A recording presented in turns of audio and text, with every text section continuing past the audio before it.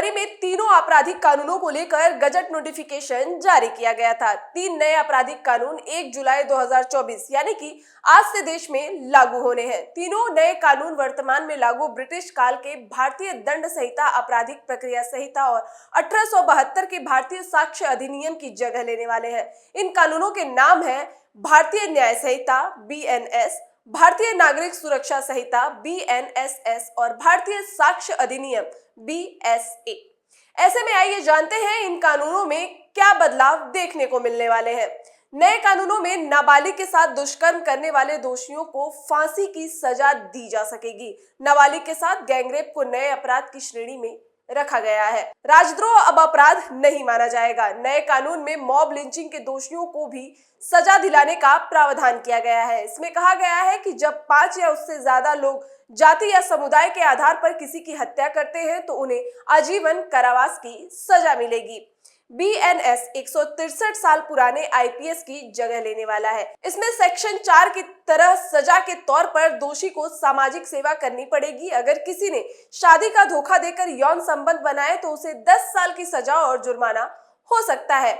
नौकरी या अपनी पहचान छिपाकर शादी के लिए धोखा देने पर सजा का प्रावधान किया गया है। अब संगठित अपराध जैसे अपहरण, डकैती, गाड़ी की चोरी, कॉन्ट्रैक्ट किलिंग, आर्थिक अपराध, साइबर क्राइम के लिए कड़ी सजा दी जाएगी।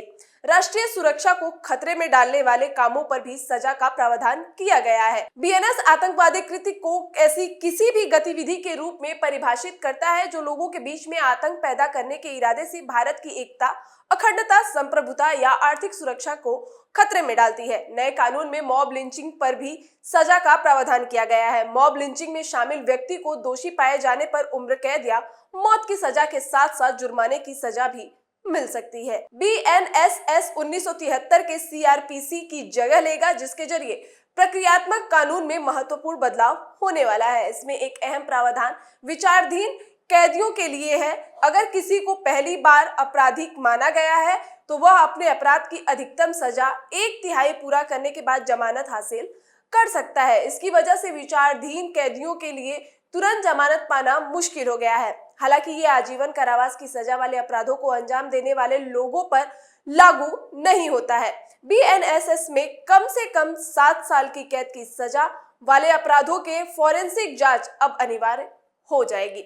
फॉरेंसिक एक्सपर्ट को अपराध वाली जगह से सबूतों को इकट्ठा और रिकॉर्ड करना होगा। अगर किसी राज्य में फॉरेंसिक सुविधा का अभाव है तो वहां दूसरे राज्य से इस सुविधा का इस्तेमाल कर सकता है। न्यायालयों की व्यवस्था का भी जिक्र किया गया है और बताया गया है कि किस तरह सबसे पहले केस मजिस्ट्रेट कोर्ट में जाएगा और फिर सेशन कोर्ट, हाई कोर्ट होते हुए सुप्रीम कोर्ट तक पहुंचेगा। BSA 1872 के साक्ष्य अधिनियम की जगह लेने वाला है। इसमें काफी बड़े बदलाव किए गए हैं, खास तौर पर इलेक्ट्रॉनिक सबूतों को लेकर। नया कानून इलेक्ट्रॉनिक सबूतों को लेकर नियमों का विस्तार से बताता है।